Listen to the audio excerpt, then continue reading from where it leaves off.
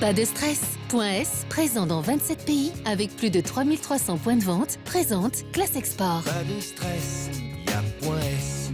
Bonjour, journée de l'international à l'occasion du salon Classe Export sur TLM avec un avocat installé à Hong Kong depuis une vingtaine d'années, maître Éric Jean-Thomas. Bonjour. Bonjour. Alors maître, est-ce que vous nous confirmez que Hong Kong c'est toujours la meilleure porte d'entrée pour une entreprise qui veut faire du business en Chine? Oui, on l'appelle la plateforme de l'Asie, en particulier la plateforme de la Chine, tout à fait. C'est plus facile, l'accès est fluide, les coûts sont relativement faciles à supporter pour une PME par exemple, et les structures des sociétés qui existent sont tout à fait adéquates pour pouvoir bouger rapidement. Il y a un marché financier, il y a tous les transitaires, il y a tous les prestataires de services. Donc voilà, oui, effectivement, c'est la plateforme de la Chine. Alors on va prendre l'exemple, je suis une PME, je cherche je suis pas présent du tout dans la zone chinoise, j'ai envie de faire du business là-bas, comment est-ce qu'il faut que je m'y prenne? Alors le principe, c'est de ne pas pénétrer la Chine par exemple directement, parce que ça coûte cher, c'est difficile, il faut connaître les réseaux, il faut avoir les intermédiaires. Donc en fait, la plupart des entreprises vont passer par Hong Kong, elles vont travailler avec différents prestataires de services, par exemple avec un avocat. Et à partir de Hong Kong, elles vont constituer une société. Alors ça, c'est facile parce que la société n'a pas besoin d'objet social, il n'y a pas besoin de capital. Donc on va très vite, on va même constituer la société dans la journée en fait.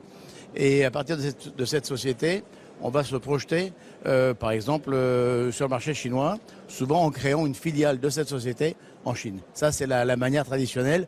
Le système des joint ventures où on s'associe avec un Chinois local, etc., c'est complètement terminé.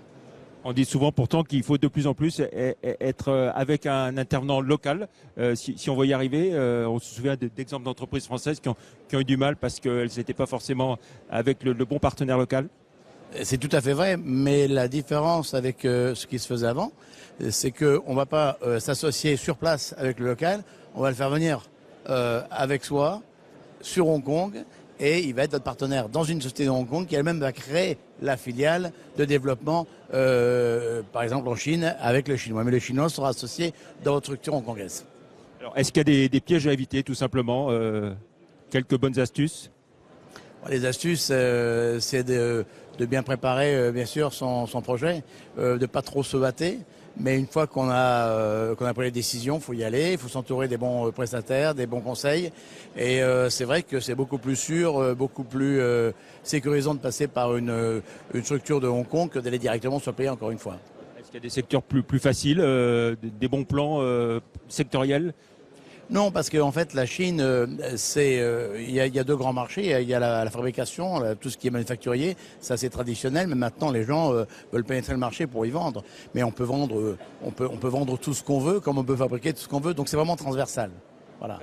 Merci beaucoup, maître. On a bien compris. Donc, Hong Kong est toujours la bonne porte d'entrée pour la Chine. Merci. À très vite pour un autre rendez-vous dans le cadre de cette journée de l'international sur TLM.